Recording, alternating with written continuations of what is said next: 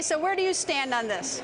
Well, not just because he was my former boss, but Ken Starr is right and Preet Bharara is wrong. All right, tell me why. Because, again, the president is the executive branch. He doesn't have to have a reason to fire a director. And with regard to the Mike Flynn investigation, his hopes and intimations about what he would like to have happen, if that's accurately recorded by Jim Comey, that doesn't constitute obstruction of justice because there would be no way based upon that evidence to prove corrupt intent. So, all this circus is politically interesting, but it doesn't add up to a case that you could bring before a jury beyond a reasonable doubt. And in any event, it's a sideshow because the sitting president is not going to be charged.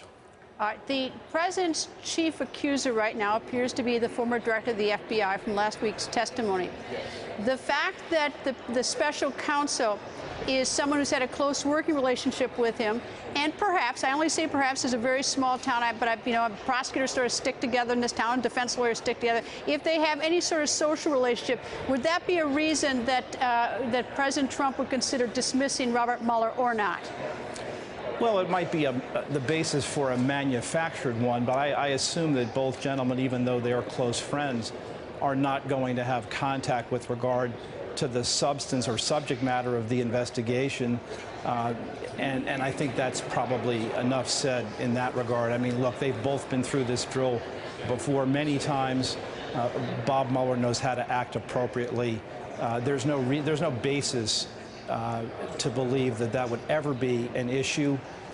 Again, in the political process and for public consumption, you can always try, attempt to make an argument that because they're close friends that, a personnel decision has to be made. But, I mean, you led the piece with the argument that the president's lawyers haven't ruled out removing Bob Mueller as special counsel. And, yes, the president does have that authority.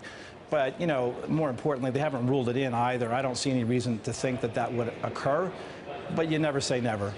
There's a very different world between the legal world and the political world, isn't there, as we look at these investigations? Of course, but, in that distinction, that's everything. And although it may be somewhat difficult for for everyone always to grasp the distinction, we're in a political process first and foremost. I mean, it seems to me that Bob Mueller's charge is to try to get through this investigation and get to the bottom of this as promptly and as responsibly as he can, and ideally within the period of the next 18 months, because, why? Most importantly, because that's in the public's interest and the country's interest.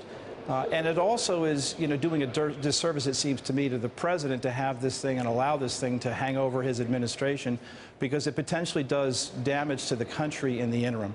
And that's why it's important that we get to answers with regard to collusion or not, to the question of whether or not Michael Flynn made false statements or not, whether cases should be brought or not, and a report ultimately, presumably, to Congress after it's approved by the Deputy Attorney General so that the public can find out and take the measure of what's happened here. Hey there, I'm Chris Hayes from MSNBC. Thanks for watching MSNBC on YouTube. If you want to keep up to date with the videos we're putting out, you can click subscribe just below me or click over on this list to see lots of other great videos.